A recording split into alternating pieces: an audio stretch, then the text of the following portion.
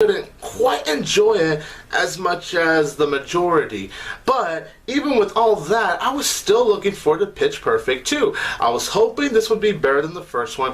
I was hoping to actually like it this time around, and after watching Pitch Perfect 2, I'm actually happy to say I really did enjoy this movie more than the first one, which, like I said, was decent, but I did think Pitch Perfect 2 was a good, very funny, and it was a really enjoyable movie. Now, the cast, just like with the first one, they all do a very good job.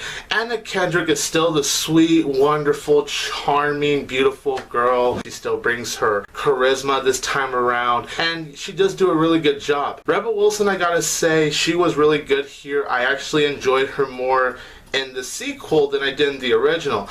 Because yes, while she did have her moments in the original of making me laugh, she did really get on my nerves. But in the sequel, she was actually funny. So I really thought Rebel Wilson did a very splendid job in the role.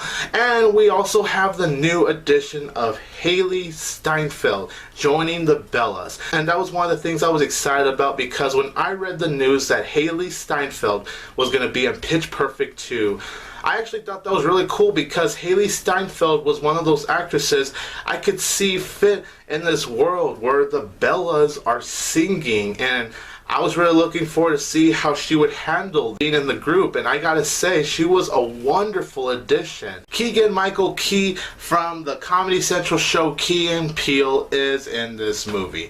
I love Key and Peele. I think that's a hilarious sketch comedy show. I'm a huge fan of that show. I love their sketches, and it was really cool when Keegan-Michael Key was in this movie, which is cool because I think the guy is likable, and I really do hope he makes more movies because I really do like him. I also gotta say, I enjoyed the singing more this time around the sequels. Because don't get me wrong, in the original, I had fun with the singing, but I think in this sequel, they really just spiced up the singing more. It was more fun. I found myself smiling more during the singing. There was this one singing scene which David Cross makes an appearance in, and that whole scene might have been my favorite singing moment in the entire movie. Elizabeth Banks and John Michael Higgins, of course, they return as the commentators for those singing competitions. They were just as funny as they were in the first one, if not, maybe just a little funnier, because they were honestly one of the best parts about the first Pitch Perfect. And I gotta say, for what Elizabeth Banks was given to direct the movie, I thought she did a really splendid job. I think she really got the style on what this movie is all about, with the Bellas singing, dancing, their bond, their friendship, the connections that they have with each other. I think out of everyone, Elizabeth Banks really understands, so I think she was the perfect choice to direct the sequel.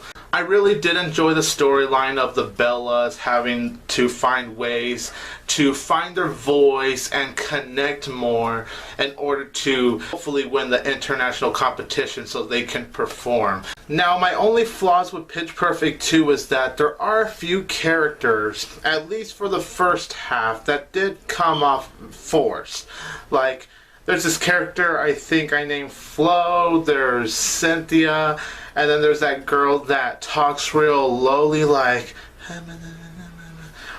those few characters. In the first half, I thought some of the stuff they said, it felt forced, it wasn't funny. It got better by the second half of the movie, but by the first half, I'm just all like, yeah, that doesn't quite work for me. At least. I was honestly missing the interactions between Skylar